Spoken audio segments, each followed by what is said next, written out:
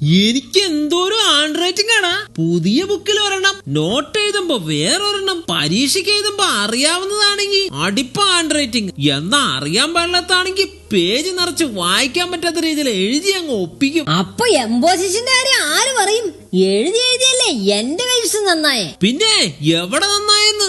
എന്നാ ഇവന്റെ കൈയ്യക്ഷരം ഒന്ന് നോക്കട്ടെ. ഇവൻ ഇങ്ങനെയാണാവോ ഇങ്ങനെ എഴുതുന്നേ? ചിലപ്പോ ഞാൻ കാണാതെ സ്റ്റെൻസിൽ ഉപയോഗിക്കുന്നുണ്ടാവും. ഇതില് നോക്കട്ടെ. ഇതും കുഴപ്പമില്ലല്ലോ. എന്റെ ടേബിളിന്റെ ഒരു അവസ്ഥയെ ബെഞ്ച് റൊട്ടേഷൻ ഉള്ള പോലെ അമ്മയോട് ടേബിൾ റൊട്ടേഷൻ ആക്കാനൊന്ന് പറയണം. കയ്യക്ഷരം നന്നാക്കാൻ എന്താ ഒരു വഴി? ഓ, പത്രം വന്നു. ഇന്ന് സ്പോർട്സ് പേജിലെങ്ങ ആരുമില്ല. നീ ആ പത്രം തന്നെ ഒന്ന് വായിക്കട്ടെ. ഇന്നലെ യൂണിഫോം ഇറങ്ങാൻ നിന്നപ്പോഴേ ഒരുത്തൻ പത്രക്കുറിപ്പ് എഴുതുന്നേ, പിന്നെ എങ്ങനെ റിപ്പീറ്റ് ഇട്ടാതിരിക്കും? ഇനി കയ്യക്ഷരം നന്നാക്കാൻ എന്താ ഒരു വഴി? എന്റെ അമ്മോ, ഇവനോട് പറയാൻ പോയത് അബദ്ധായോ ആവോ? ജാമ്പവാന്റെ കാലത്ത് ഫയലും പിടിച്ചോണ്ട് വരുന്നുണ്ട്. ദേ ഇങ്ങോട്ട് നോക്കിയേ, ഇതെന്റെ നഴ്സറി. ഇത് 2ാം ക്ലാസ്, ഇത് 5ാം ക്ലാസ്സിലുള്ളത്. ഇതിപ്പോ കറണ്ടില് പോയിക്കൊണ്ടിരിക്കുന്നതാ. പിന്നെ കേഴ്സീവിൽ ഇത്തിരി കൈ തെളിഞ്ഞിട്ടില്ല, ഒരു മാസത്തിനുള്ളിൽ തെളിക്കും.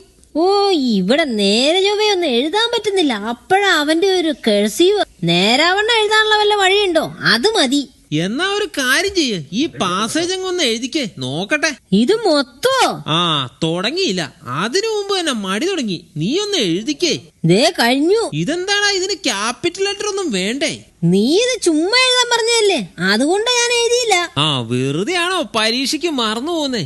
ഇനി വെറുതെ ആയാലും അല്ലെങ്കിലും ക്യാപിറ്റൽ ലെറ്റർ വെച്ച് അങ്ങ് തുടങ്ങിക്കോ. എന്നാ വാടാ, ഇന്ന് നിന്റെ കയ്യക്ഷരം നന്നാക്കിയിട്ട് തന്നെ കാര്യം. ഇങ്ങനെയൊക്കെ കുറച്ച് കാര്യങ്ങൾ ചെയ്താ ഞാൻ എന്റെ കയ്യക്ഷരം ഒന്ന് സെറ്റാക്കിയേ. പക്ഷെ ഇത് എന്നും ചെയ്യണോട്ടോ. ഇതൊക്കെ അക്ഷരങ്ങൾ തന്നെയാണല്ലോ എഴുതുന്നേ. ഇതെന്തിനാടാ ഇത്ര എഴുതുന്നേ? ഇത് നമ്മുടെ കൈക്കുള്ള എക്സസൈസ് ആടാ. ഇത് കുറച്ച് ചെയ്താ നമ്മുടെ കൈയൊക്കെ നന്നായിട്ടങ്ങ് വഴങ്ങും. അപ്പൊ കയ്യക്ഷരമൊക്കെ താനേ റെഡി ആയിക്കോളും. അതുകൊണ്ടാണോ എന്റെ കയ്യക്ഷരം ഏങ്കോണേന്ന് ഇരിക്കുന്നേ? പുതിയ ബുക്ക് മേടിക്കുമ്പോ ആദ്യത്തെ പേജൊക്കെ പിടിച്ചങ്ങ് എഴുതും. പിന്നെ നോർമൽ സ്പീഡിൽ എഴുതിയ കാര്യങ്ങൾ കയ്യുന്നു. അതല്ലേ നമ്മുടെ പ്രശ്നം. നമ്മൾ എപ്പോഴും എഴുതുമ്പോ കയ്യക്ഷരം ഒരേപോലെ ഇരിക്കണ്ടേ? എടാ, ഇത് മൊത്തം ഇന്നങ്ങ് ചെയ്താ നാളത്തെ കൊണ്ട് കാര്യം സെറ്റാവോ? ആ, അതേടാ, കടയിന്ന് മേടിക്കുവാണല്ലോ. ഒറ്റ ദിവസം കൊണ്ടങ്ങ് ശരിയാവാൻ.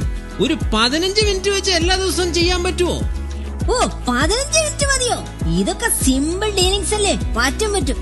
പക്ഷേ ഉത്സാഹം ഉണ്ടല്ലോ, എന്നും കാണണോട്ടോ, എന്നാലേ നടക്കത്തുള്ളൂ. നഴ്സറി പഠിക്കുമ്പോ ട്രേസ് ചെയ്യാനായിട്ട് ബുക്കൊക്കെ ഉണ്ടായിരുന്നില്ലേ? അതിന് സ്ലീപ്പിംഗ് ലൈൻ, സ്റ്റാൻഡിംഗ് ലൈൻ എന്നൊക്കെ പറഞ്ഞ് കുറച്ച് സാധനങ്ങൾ ഉണ്ടായിരുന്നു. അങ്ങനെയൊക്കെ പേരുണ്ടായിരുന്നോ? ആ, ആരോർക്കുന്നു? ആ, അങ്ങനെയൊക്കെ ഉണ്ട്. ഇതെന്തായാലും അതിലേക്കുള്ള ഒരു എളുപ്പവഴിയാ. പിന്നെ കൂട്ടുകാർക്കുള്ളത് ഡിസ്ക്രിപ്ഷനിൽ ഇട്ടിട്ടുണ്ട് കേട്ടോ. മറക്കാതെ ഡൗൺലോഡ് ചെയ്ത് പ്രാക്ടീസ് ചെയ്തോ. ഓക്കെ, ഇത്രയും മനസ്സിലായി. ഇനി കയ്യക്ഷരം നന്നായിട്ട് വരാൻ ഏത് പേനയാണോ നല്ലത്? എടാ, പ്രാക്ടീസ് ചെയ്യുമ്പോ ഏറ്റവും നല്ലത് പെൻസിലാടാ. പിന്നെ പേന ഏത് വേണോന്ന് ചോദിച്ചാ ഒത്തിരി നല്ല പേനകളുണ്ട്. ഏത് പേന വേണം, എങ്ങനെ പിടിക്കണം, പരീക്ഷയ്ക്ക് ഏത് പേനയാ നല്ലതെന്നൊക്കെ ഉള്ളത് വഴിയെ പഠിപ്പിക്കാം. ഇപ്പൊ നീ ഇതങ്ങ് പ്രാക്ടീസ് ചെയ്യ്. എന്നാ ഇതിന്റെ കുറച്ചുകൂടി പ്രിന്റ് തരാമോ? ഞാൻ ശരിക്കൊന്ന് പ്രാക്ടീസ് ചെയ്യട്ടെ.